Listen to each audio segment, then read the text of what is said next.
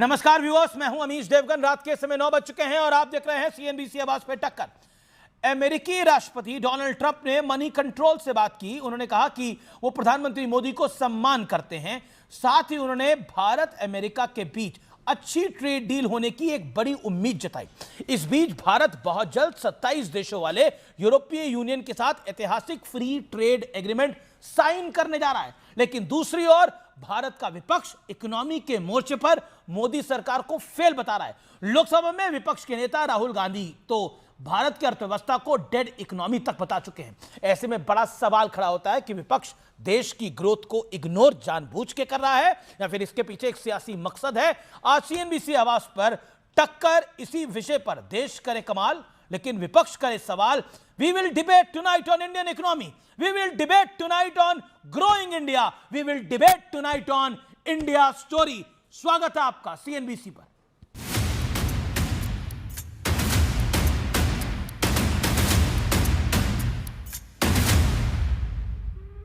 Economy के मामले में दुनिया भर में भारत का डंका बज रहा है।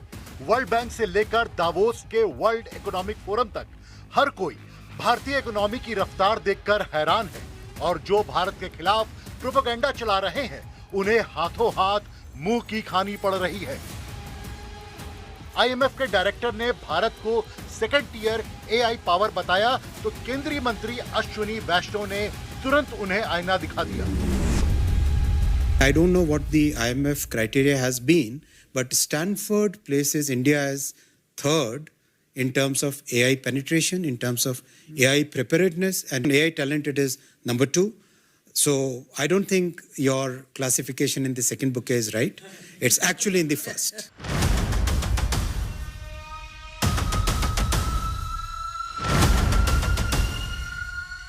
और अमेरिकी राष्ट्रपति डोनाल्ड ट्रंप ने न्यूज 18 इंडिया से एक्सक्लूसिव बातचीत में भारत और पीएम मोदी पर जो कहा है वो विपक्ष के लिए किसी झटके से कम नहीं है। India, can you give us an update on the India-US trade deal? First of all, I have great respect for your Prime Minister. He's a fantastic man and friend of mine. And we're going to have a good deal. Thank you. Bharat के लिए बहुत जल्दी ही एक और बहुत बड़ी खुशखबरी आने वाली है।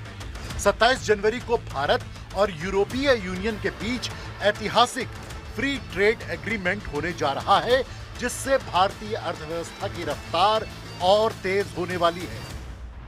The next weekend, I will travel to India. There's still work to do, but we are on the cusp of a historic trade agreement. Indeed, some call it the mother of all deals. लेकिन देश में अलग ही सियासी scene चल रहा है। राहुल गांधी कुछ दिन पहले भारत को डेड इकोनॉमी बता चुके हैं। क्या अखिलेश यादव, क्या ममता बनर्जी, हर कोई सरकार की नीतियों को कोसने में लगा है, लेकिन केजरीवाल तो खिल्ली उड़ाने पर उतर आए हैं। इनके सारे मुख्यमंत्री डावोस में घूमने गए हैं बीवी बच्चों के समेत। वहाँ कोई कुछ काम करने थोड़ी गए थे, घूमने फिरने गए थे। हर जगह भारत का बज रहा है डंका, परंतु विपक्ष को आज भी है शंका। हमारे देश में एक एलओपी है, लीडर ऑफ ऑपोजिशन नहीं है, लीडर ऑफ प्रोपेगेंडा है। उनके जमाने में तो पॉलिसी पैरालिसिस थी, उनके जमाने में तो पोटैटो चिप्स भी नहीं बनते थे ठीक से, आज सेमीकंडक्टर चिप्स हम बना रहे हैं। तो सवाल यही है जो पूरी दुनिया को दिख रहा है, उस पर विपक्ष आंख मूंदने की एक्टिंग क्यों कर रहा है? इसी पर होगी देश की सबसे बड़ी बहस। भारत धुरंधर, खलबली विपक्ष के अंदर। तो स्वागत है आपका सुप्रसिद्ध विश्लेषण के अंदर। दुनिया भर में धुरंधर बने भारत का तथ्यात्मक विश्लेषण।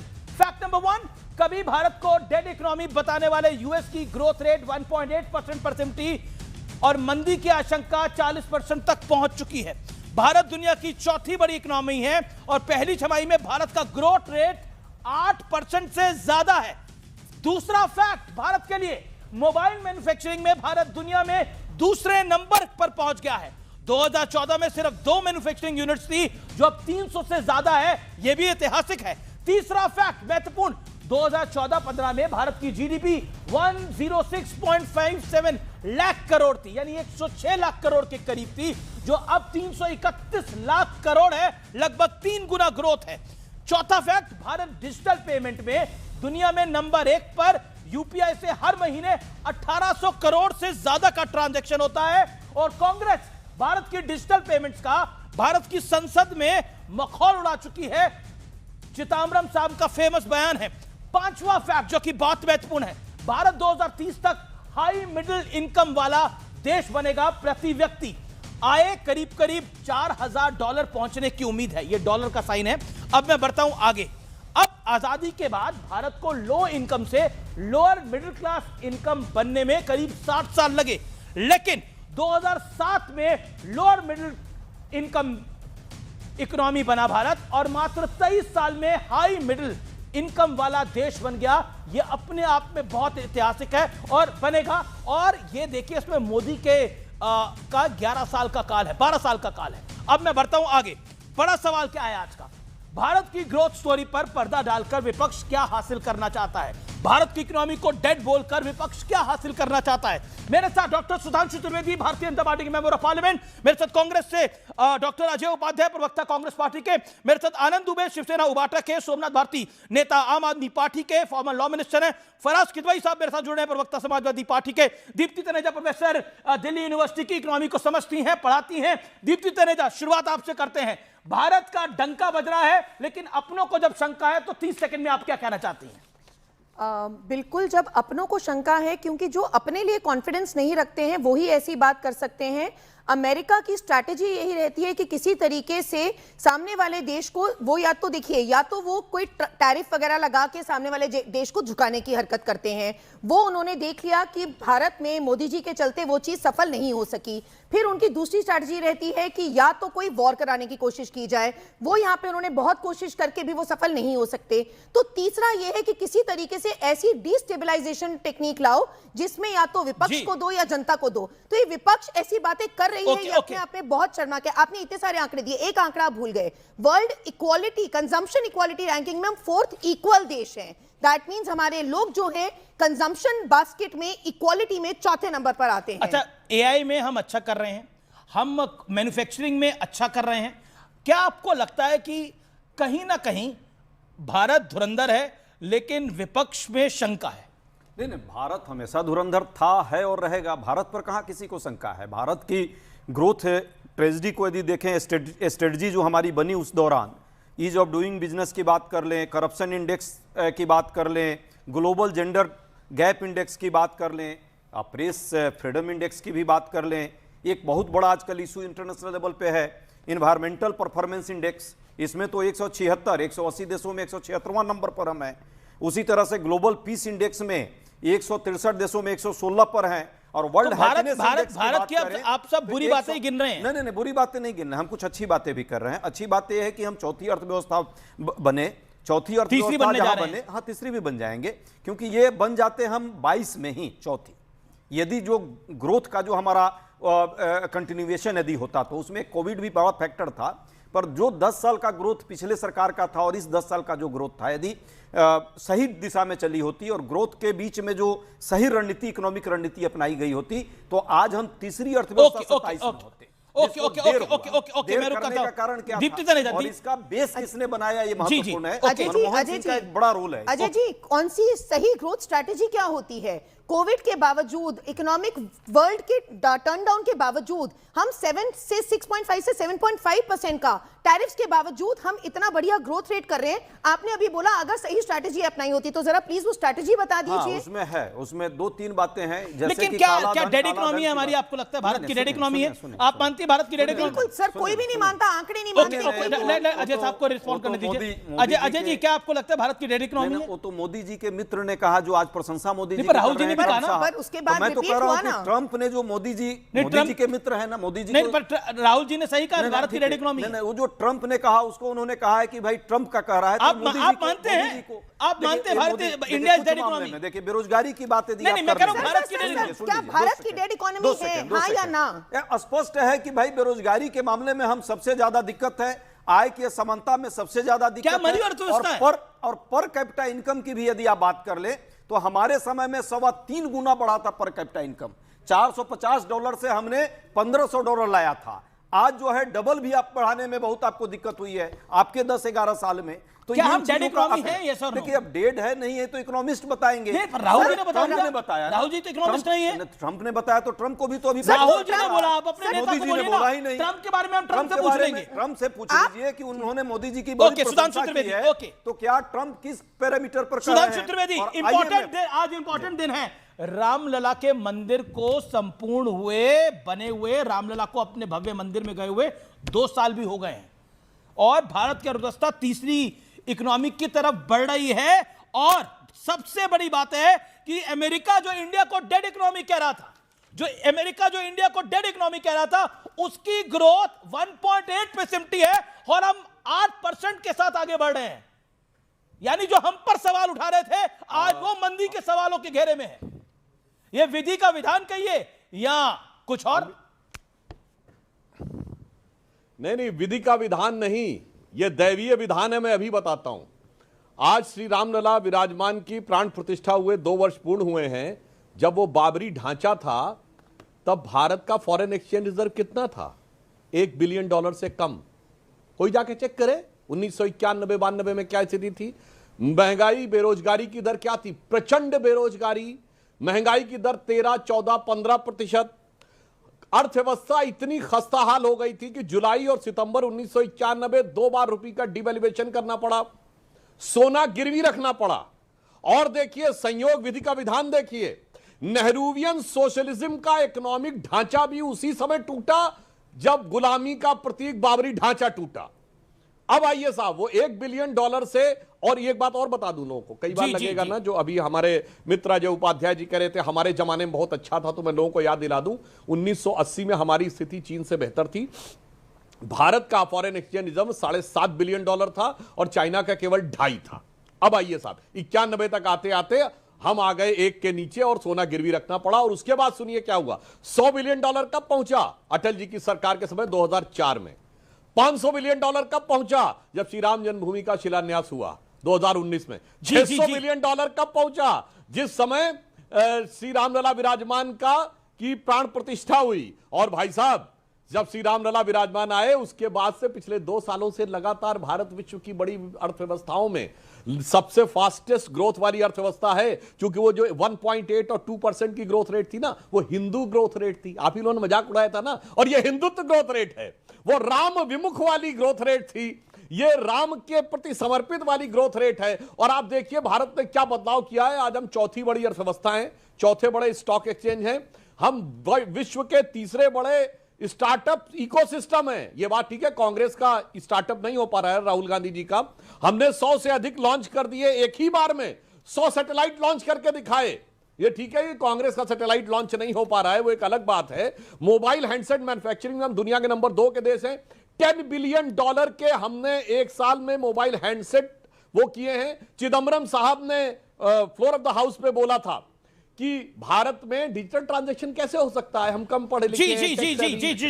आज डिजिटल ट्रांजैक्शन में भारत नंबर 1 देश है, 49% डिजिटल ट्रांजैक्शन को कंस्टिट्यूट करता है। और जैसा अभी बताया गया कि वीजा को पीछे छोड़कर यूपीआई दुनिया में सबसे अधिक डिजिटल ट्रांजैक्शन करने वाला प्लेटफॉर्म बन गया है।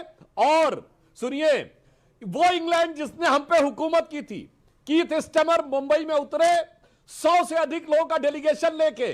भारत और यूके की फ्री ट्रेड डील के बाद उन्होंने कहा this is the biggest ever business delegation taken by any British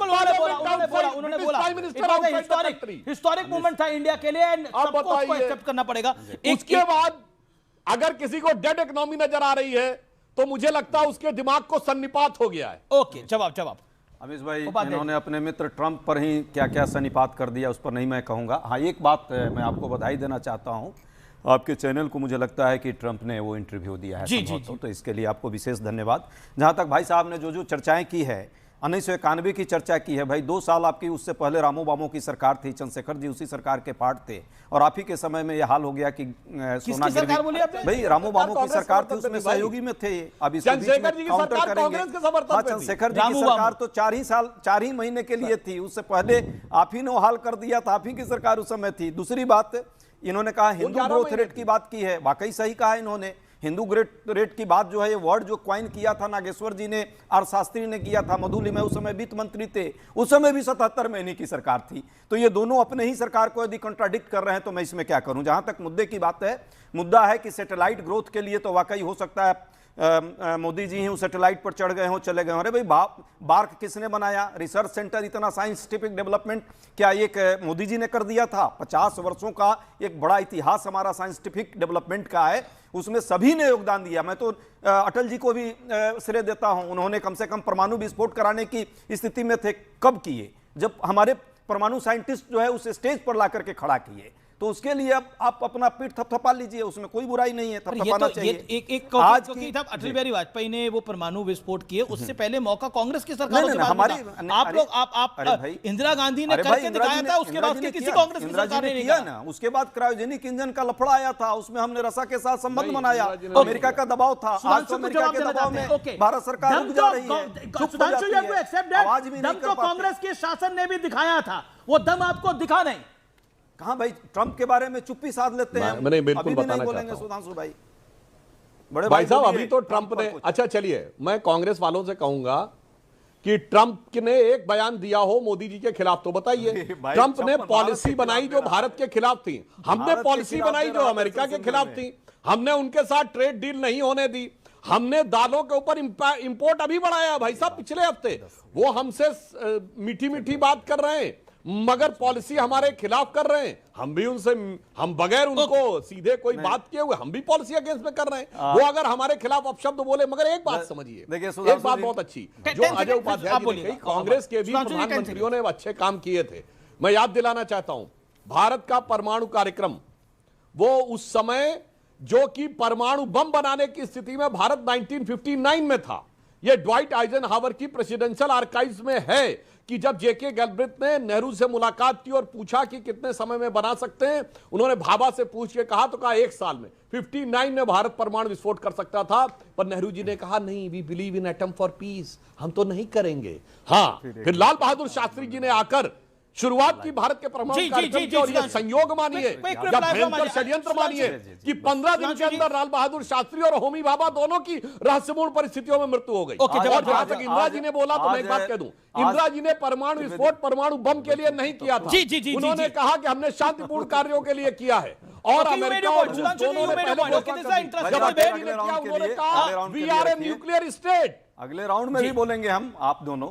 मैं कहता हूं सुधांशु भाई एक विद्वान व्यक्ति हैं, इन्होंने बहुत अच्छा आज बात कहा, उसको तो ब्रेकिंग न्यूज चलाना चाहिए कि ट्रंप ने मोदी जी के लिए कोई बात नहीं रखी। भाई मित्र हैं, कैसे रखेंगे? लेकिन भारत के विरुद्ध में वो बार बार 72 बार बोल चुका कि ऑपरेशन सिंदूर सीज फायर हमने करवाई, हमारे कारण हुआ, व्यापार का डर दिखाकर। रशियन तेल का आयात कम कराया हमने। चाबहार को जो है जिस तरह से ऑर्डर किया, जिस तरह की परिस्थिति बनी, हम वहां लगभग 2000 करोड़ का रुपया जो है छोड़ करके हमको जो है बाहर वाइंड अप करना पड़ रहा है। ब्रिक का जिसका हम राष्ट्रीय अभी चेयरमैन है और विश्व में हम अध्यक्ष हैं, भारत अध्यक्ष है, और ब्रिक के नौसेना का जो अभी अभ्यास हो रहा है उसमें उसी के डर से कहीं ना कहीं नाखुश ना हो जाए इनका मोगेम्बो खुश रहे, इसके लिए जो है ये ब्रिक्स में नहीं जा पा रहे हैं। किसको कह रहे हैं मोगेम्बो? मोदी जी का मोगेम्बो एक ही है।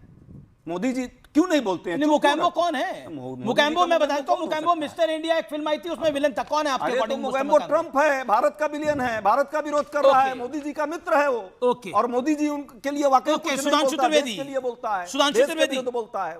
सुधांशु त्रिवेदी। अजय भाई आप कह रहे हैं कि वो मोदी जी का मित्र है। अब एक वाक्य बोल रहा हूं, इसके बाद दर्शक जाके तय कर सकते हैं कि वो मित्र बनाना है या किसी को अपना बाप बनाना है। मार्च 2023 राहुल गांधी जी जाके कहते हैं why the defenders of democracy Europe and America are silent and they are not taking any action in India. यानी लोकतंत्र के संरक्षक अमेरिका और यूरोप क्यों शांत हैं? मेरे कहने पे भारत में हस्तक्षेप क्यों नहीं कर रहे? भाई साहब, उधर ने तो ट्रंप कह रहा है कि अब हम डील करने के लिए पूरी तरह तैयार है, भारत तैयार नहीं हो रहा। हार्वर्ड लुटनिक जो सेक्रेटरी कॉमर्स हैं, उन्होंने ये स्टेटमेंट दिया कि ट्रंप और एक्सपेक्टिंग ए कॉल, यानी वो अपेक्षा कर रहे थे कि प्रधानमंत्री मोदी कॉल करे तो डील हो जाती, कॉल नहीं किया तो डील नहीं हुई। और यूरोपियन यूनियन की chief Ursula von der Leyen आकर ये कह चुकी हैं अब हमारी डील जो होने वाली it is going to the mother of all the sir, मैं क्या आपसे भाई मिल साहब, सकता ये हूं? डिफेंडर्स ऑफ डेमोक्रेसी नहीं, पर ये मैं भारत इम्पोर्टेंट बयान बताता हूं। मैं कुछ इम्पोर्टेंट, अगर मैं क्यों कह रहा हूं भारत धुरंधर है, ये कोई धुरंधर फिल्म से इंस्पायर होकर नहीं बोला जा रहा। एक ऑल ऑडियो डाउन, मैं क्यों कह रहा हूं भारत धुरंधर है। I am quoting few names. Ursula von der Leyen, अध्यक्ष ईयू, अगले ही वीकेंड में भारत जा रही हूं। हालांकि अभी कुछ काम बाकी है, लेकिन हम एक ऐतिहासिक व्यापार समझौते के बिल्कुल करीब हैं। कुछ लोगों ने तो इसे मदर ऑफ ऑल डील्स कहा है, यानी ईयू भारत के साथ मदर ऑफ ऑल डील्स करने जा रहा है। This is a compliment to India, this is a compliment to government of India, this is the compliment to commerce ministry, this is the compliment to Narendra Modi and the minister Piyush Goyal. अब मैं आगे बढ़ता हूं। Another man, हम सब जानते हैं Blackstone कितनी बड़ी कंपनी है। Okay, you will agree with me professor, Blackstone कितनी बड़ी कंपनी है। उसके सीईओ स्टीव कहते हैं कि भारत में बिजनेस से के टर्म में हमें वर्ल्ड की टर्म में सबसे ज्यादा रेट ऑफ रिटर्न्स मिलते हैं वहां पर, यानी भारत में हमें इतना अच्छा रिटर्न मिल रहा है कि हम वहां और ग्रोथ करना चाहते हैं। This is what he said in Davos for India, यानी India story is back from fragile 5 we are in the biggest 5. This is the best ever time for India. I say it on record. यह भारत का समय है और भारत इस समय में आगे बढ़ेगा, इसलिए निराशा को छोड़ के आशा की तरफ आगे बढ़ना होगा। यह बहुत महत्वपूर्ण है। क्या आपको लगता है प्रोफेसर साहब, मैं आपसे पूछता हूं, अजय उपाध्याय, निराशा में क्यों रहना चाहते हैं आप? माना कांग्रेस हार रही है चुनाव, बीएमसी हारी, बिहार हारी, कई चुनाव हारी, हरियाणा हारी, दिल्ली में 0 आया, लेकिन पार्टी निराशा में, देश निराशा में नहीं। पार्टी निराशा में है, ना पार्टी के कार्यकर्ता निराशा में है, ना ये देश के आम जनमानस निराशा में है। हाँ जरूर, जिस तरह से महंगाई बेरोजगारी बढ़ रही है, इस देश का नौजवान निराशा में है। जिस तरह से ऑपरेशन सिंदूर पर सीज फायर की बात बार बार ट्रंप करता है, साहब लब खोलते नहीं और ट्रंप के बारे में कुछ बोलते नहीं, इसलिए देश का वो सैनिक भी कहीं ना कहीं निराश हो जाता है, क्योंकि वो पाकिस्तान को सबक सिखाने की स्थिति में लगातार था। इसी तरह तेल आयात हो रहा है, तेल कम हो गया तो मोदी जी के दो प्रोफेसर दीप्ति से नहीं जा, नहीं अब टाइम लिमिट है, मैं 3 मेहमान है जो बोले नहीं, उनको लाभ 3 मेहमान बोले नहीं, प्रोफेसर दीप्ति से नहीं जा। अजय जी आप ये बात जानते हो कि भारत ने 30% टैरिफ लगाया है, ये जानते हो यूएस के गुड्स के ऊपर 30% टैरिफ लगाया है, उसका आप जिक्र नहीं करोगे। आप क्या चाहते हो कि सड़क पे कोई मैडमैन, कोई पागल अगर आके कुछ बोल रहा होता है तो उसके साथ उलझ जाए? बिल्कुल, ट्रंप पागल है भैया, मुकैम्बो कह लीजिए, पागल कह लीजिए। अच्छा, बिल्कुल इसमें मोदी जी भी साथ है, इसमें भारत साथ है, लेकिन मोदी जी का मित्र है। सर वो क्या नहीं वो तो कह रहे हैं, अभी भी कहा मैं मीडियर और उसी को इंस्टॉल कर रहे हैं। लेकिन 30% का टैरिफ नहीं, भारत 30% का टैरिफ लगाता है। पागल है सर, बिल्कुल अब आप समझिए, हम तो नहीं कुछ ये जो जिन लोगों को मैं नाम कोट कर रहा हूं, स्टीव ब्लैकस्टोन सीईओ या फिर उर्सुला वॉन डेर जो कि अध्यक्ष है ईयू की, ये सब बहुत बड़े लोग हैं, मैं उनको कोट कर रहा हूं। एआई में जब हमें वर्ल्ड ऑर्डर ने पुशबैक करने की कोशिश करी और कहा कि आप तो नंबर 2 हो, आप पीछे हो, आप सेकंड लीड में हो, अश्विनी वैष्णव सेड हम नंबर 1 कंज्यूमर भी हैं, नंबर 1 मैन्युफैक्चरर भी हैं। This is what Ashwini Vaishnav minister said. अब उन्होंने क्या पुशबैक दिया? मैं सीधा रुख करता हूं। आई हैव मेरे साथ आनंद दुबे। चुनाव हारने का मतलब है देश हार गया, कि भारत की अर्थव्यवस्था डेड है? आप मुंबई से आते हैं, देश की आर्थिक राजधानी कही जाती है। अमित भाई नमस्ते। देखिए, भारत प्राचीन काल से ही मजबूत रहा है। आज हम 2026 में बैठे हैं, लेकिन हमें अपना इतिहास नहीं भूलना चाहिए। हम लोग तब भी महान थे जब हमारे पास कम संसाधन थे। हम आज भी महान हैं। आज हमारे पास इस देश में बहुत ज्यादा युवा है, सोशल मीडिया का जमाना। तो कांग्रेस के नेता ने क्यों बोला डेड इकोनॉमी? पूरी दुनिया को एक दिशा देने की ताकत। अब ठीक है, कांग्रेस को राजनीति करनी है। कांग्रेस तो बोलते बोलते कांग्रेस क्या बोलती है, अब कांग्रेस ही जाने। अब कांग्रेस के प्रवक्ता है, मैं अपनी बात कहूंगा। एक पॉलिटिकल पार्टी होने के नाते वो कह रहे हैं आपको दर्द है थोड़ा सा भी, सरकार से थोड़े दिनों के लिए दर्द आपको रहेगा अभी।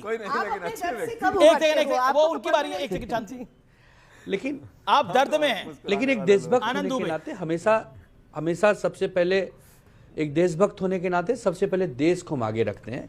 देश की प्राथमिकता हमारे यहाँ रहती है। बहुत सारे अच्छे भी काम होते हैं, बहुत सारे गंदे भी काम होते हैं। जब अच्छे काम होते हैं तो एज अ विरोधक भी हमें पीठ थपथपानी पड़ती है, बिकॉज हम सब देशवासी हैं, हम सब देश के नागरिक हैं। धारा 370 जब हटी, सभी देश के लोग इकट्ठे आए, सब उत्साह में आए, सबने तारीफ की। 3 तलाक कानून आया, सबने बोला कि नहीं, मुसलमान माताओं बहनों के लिए एक अच्छा कानून आया है, उसके लिए सबने किया। और भी बहुत सारी चीजें हैं।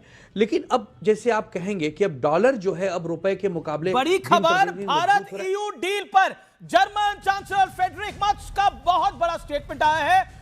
यह महान शक्तियों के लिए साथ आने का अवसर है, यह कहा है, और साथ ही कहा है भारत EU समझौता कई देशों के लिए अवसर लेकर आएगा। सीधे तौर पर जर्मन सांसद कह रहा है कि भारत एक महान देश है और यूरोपियन यूनियन के साथ आना का बहुत बड़ा मतलब है। मैं सीधा रुख करता हूं आनंद दुबे का। आनंद दुबे, आप खुद परेशान हैं, कांग्रेस कह रही है। इसमें कोई दो राय नहीं है कि हमारा देश महान देश है। हम जर्मनी को बधाई देते हैं कि उन्होंने हमारी महानता को पहचाना है और हमारे बारे में तारीफ की है। ये तो हर एक दूसरे देश से संबंध रखते हैं। अमीश भाई, मैंने पहले ही कहा कि कांग्रेस को आत्मचिंतन करना चाहिए, उसमें हमारी पार्टी कुछ नहीं बोल सकती। हाँ, जहां विरोध करना है, अगर आप कहेंगे कि डॉलर पैसे रुपए के मुकाबले दिन प्रतिदिन बढ़ता जा रहा है, हम डंके की चोट पर विरोध करेंगे। अगर कोई कहेगा कि चाइना, क्या कहेगा? हाँ, बोल दीजिए आप आनंद जी। मैं तो अगर कोई कहेगा कि चाइना हमारे देश पर कब्जा कर रहा है तो भी आप सरकार का समर्थन करो, हम नहीं करेंगे। हाँ, अगर पहलगाम में के हमले के बाद पाकिस्तान में घुसकर 72 हुरों के पास भेजना है, पूरा देश सलाम करेगा, सेना के पीछे खड़ा हो जाएगा।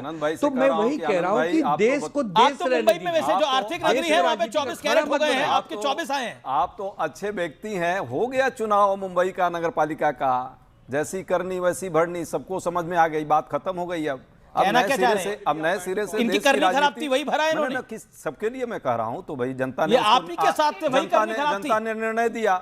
अब जो है कि हम एक मजबूत विपक्ष की भूमिका में देश के सामने खड़े हों, सब साथ हों, चुनाव के बाद और जो परिस्थितियां हैं देश के साथ, आज बेरोजगारी की, महंगाई की, डॉलर रुपए की, डॉलर रुपए दिख रहे हैं कहां पहुंच गया है, कितनी डंका पीट चल रहा है कि डॉलर को अब छोड़ते ही जा रहा है। इन मुद्दों पर आइए, कांग्रेस पर हम लोग बाद में चर्चा कर लेंगे। अमीश भाई तो चाहते हैं कि हम लोग लड़ते रहे आपस में। नहीं, ये चुनाव में आप एक दूसरे के सामने लड़ रहे थे, मेरे को क्या बोल रहे हैं? आनंद दुबे और आप चुनाव में एक दूसरे के सामने लड़ रहे थे, मैंने बोला था क्या? ओके, जवाब। उपाध्याय जी, देखिए, आप हमारे दोस्त हैं, इस पैनल में आम आदमी पार्टी भी बैठी है, हम भी बैठे हैं, आप भी बैठे हैं। कहने को तो हम इंडिया गठबंधन हैं, लेकिन आप अपनी आत्मा से पूछिए, क्या आम आदमी पार्टी के साथ आपने अच्छा व्यवहार किया है? क्या हमारी पार्टी के साथ मुंबई में आपने अच्छा व्यवहार किया है? तो आप बड़े ऐसे नहीं बनते। बड़े हुए तो क्या हुए, जैसे पेड़ खजूर, पंछी को छाया नहीं, फल लगी अति दूर। बड़ा बनना है तो बड़े जैसा दिखना पड़ेगा।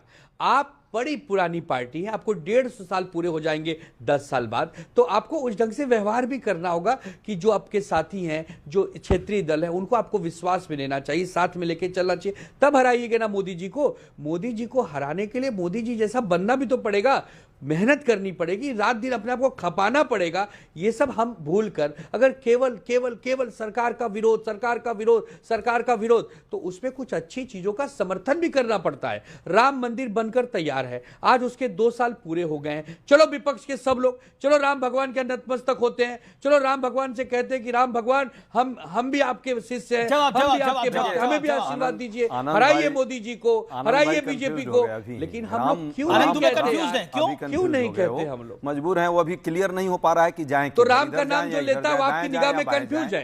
तो राम का नाम जो लेता है वो आपकी निगाह में कंफ्यूज है। भी बस अब 2 मिनट आनंद भाई, मैंने तो चुप रहा, आप सुन लीजिए। आप तो बहुत विद्वान और अच्छे व्यक्ति हैं। सच है, कांग्रेस पार्टी बड़ी पार्टी है और कांग्रेस पार्टी ने हमेशा बड़ा दिल दिखाया। बड़ा दिल नहीं दिखाता तो जहां वो सरकारों में होती थी वहां भी अपने सहयोगियों को साथ लेकर चलने का काम की। इंडिया गठबंधन की बात है, आपने आम आदमी पार्टी की बात रखी है। दिल्ली के अंदर आम आदमी पार्टी के साथ तो हम लगातार मैं एक सवाल पूछता हूं, आनंद दुबे, कांग्रेस यूपी में कब से सरकार में नहीं आई? एक सेकंड, मैं आपको, कांग्रेस यूपी में कब से सरकार में नहीं आई? 40 साल। बिहार में कब से सरकार में नहीं आई? 35 साल। गुजरात में कब से नहीं आई? 35 साल। आप दोनों मिलने आप बोले मैं आनंद दुबे के साथ मिल गया हूं, मैं फैक्ट बोल रहा हूं। एक सेकंड, और लाइव टेस्ट करते हैं, एक लाइव टेस्ट करते हैं। अमीश भाई, आप ही बोले की बात की है, अमीश भाई एक लाइव टेस्ट करते हैं।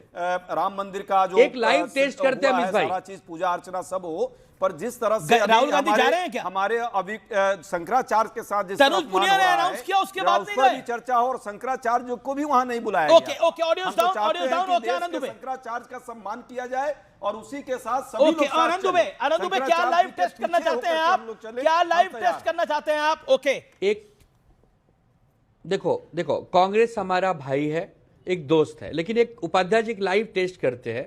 धारा 370 जब केंद्र सरकार ने हटाया था, ये अच्छी बात थी या बुरी बात थी, बस इतना बता दीजिए तो मैं ये समझूं कि हाँ एक लाइन आप खड़े हैं अच्छे और बुरे का विरोध। एक लाइन का 370 की प्रक्रिया का इसलिए विरोध था कि स्टेटहुड हटा दिया जम्मू कश्मीर का, विरोध था, इसलिए विरोध था, प्रक्रिया का विरोध था, 370 का नहीं था।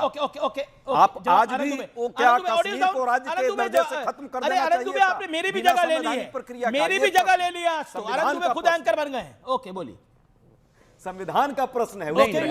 अमीश भाई मैं क्या बोल रहा हूं, मोदी जी से लड़ना है या सरकार से लड़ना है तो बहुत सारे मुद्दे हैं। पगड़ी बांध के हाथ में कुदाल लेने से आप किसान नहीं बनेंगे, किसानों के बीच में घुसकर वहीं रहना होगा।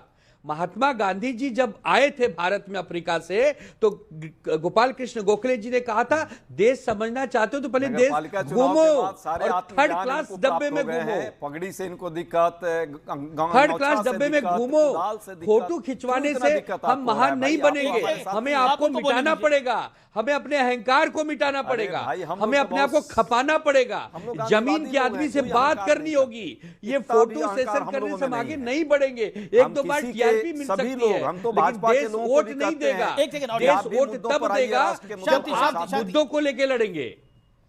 आप भी कहां महात्मा गांधी तक पहुंच गए?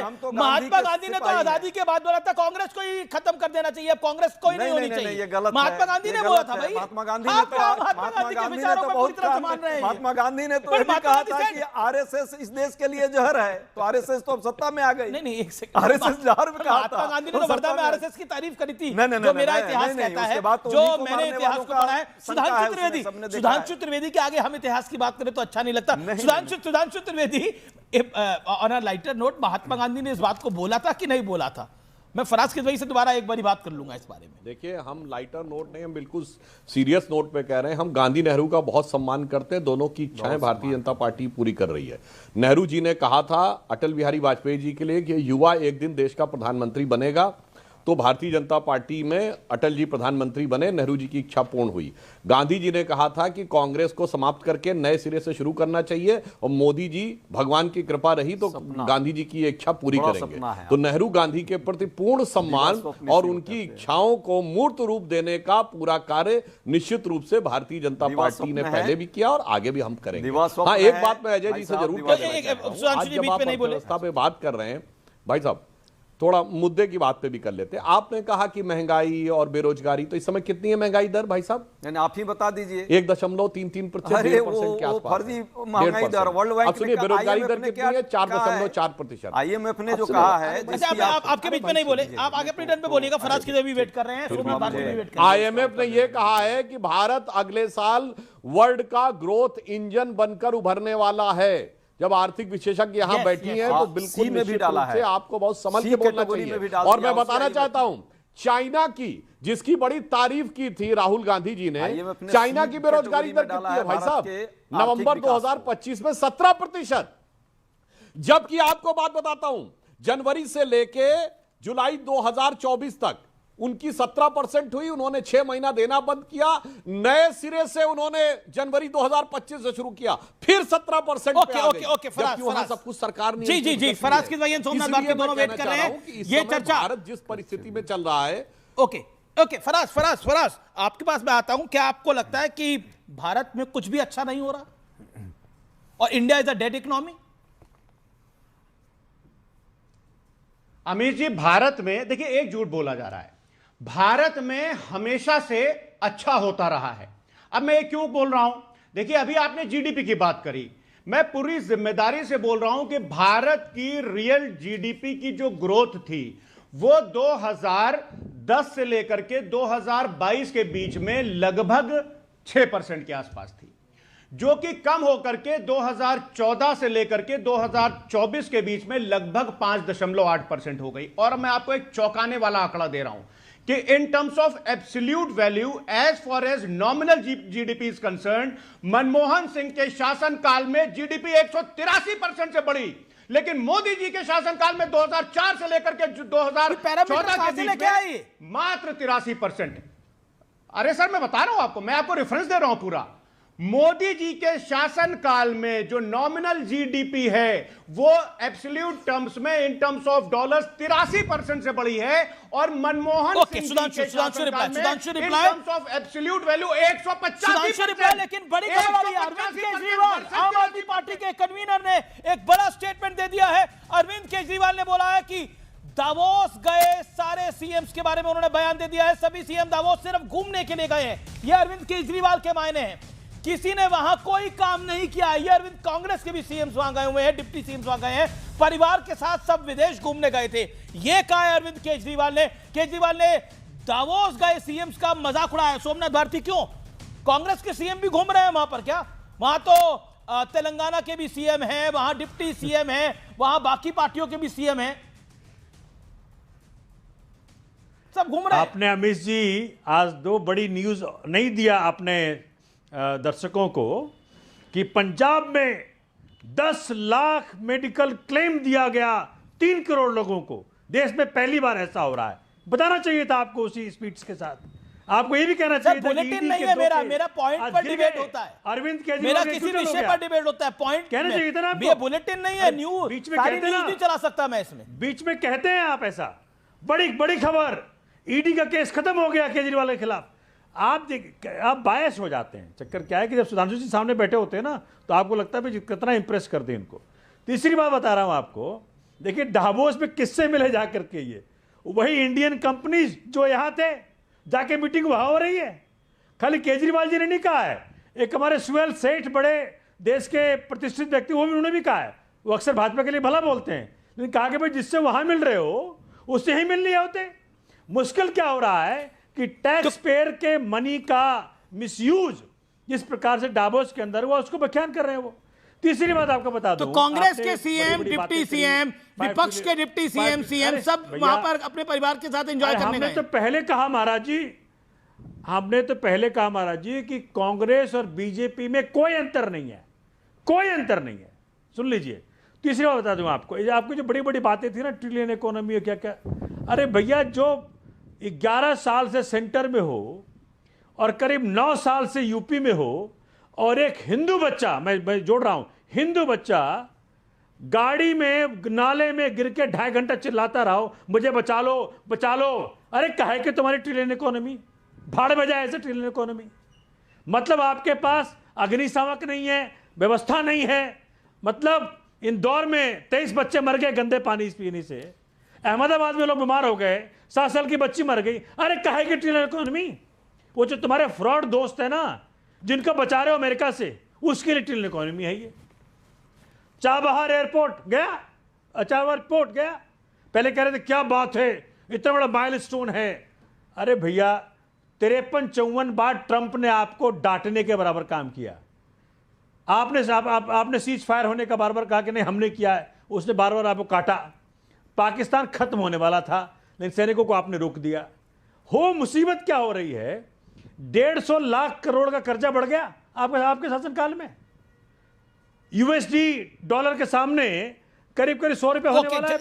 जवाब तो आप कहना क्या चाहते हैं, कौन सी ट्रिलियन इकोनॉमी? ओके डावोस जाना, घूमना है, इसमें कांग्रेस का भी एक्शन लूंगा। मोदी जी ने कहा